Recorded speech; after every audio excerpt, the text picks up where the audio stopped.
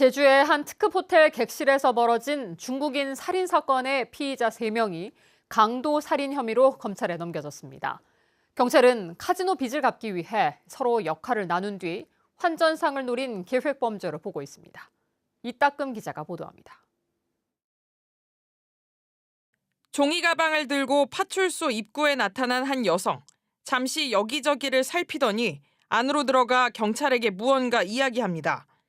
지난달 24일 제주의 한 호텔 객실에서 가상화폐를 바꾸러 온 남성을 흉기로 살해한 30대 중국인 여성입니다. 번역기 펴가지고 이제 대화를 시도했는데 이제 번역기 상으로 이제 사람을 죽였다, 이제 자수하러 왔다고 이렇게 떠가지고 경찰은 이 여성이 카지노에서 진 빚을 갚기 위해 다른 공범들과 짜고 범행을 한 것으로 잠정 결론 냈습니다. 현금을 가상화폐로 바꿔주겠다며 피해자를 객실로 불러 돈을 빼앗고 준비한 흉기로 살해한 것으로 보고 있습니다.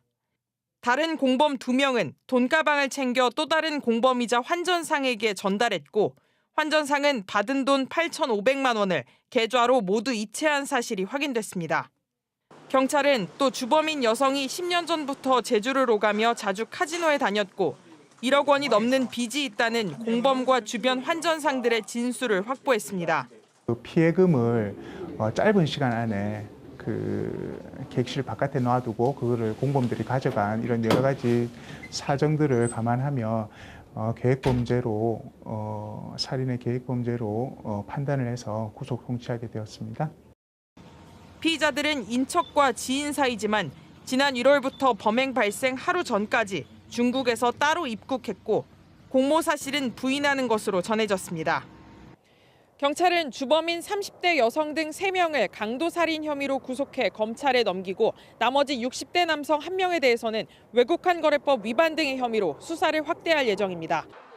코로나19로 중단됐던 해외 직항 노선이 중국을 중심으로 빠르게 회복되면서 지난해 제주 방문 외국인 관광객은 190만 7천여 명으로 1년 새 2배 넘게 늘었습니다. 급증한 관광객의 제주 지역 카지노 잠정 매출액도 78.5% 늘어 4,600억 원을 넘긴 상황. 카지노를 오가는 외국인들 사이에서 환전 거래를 둘러싼 범죄가 잇따르고 있어 대책 마련이 필요해 보입니다. MBC 뉴스 이따금입니다.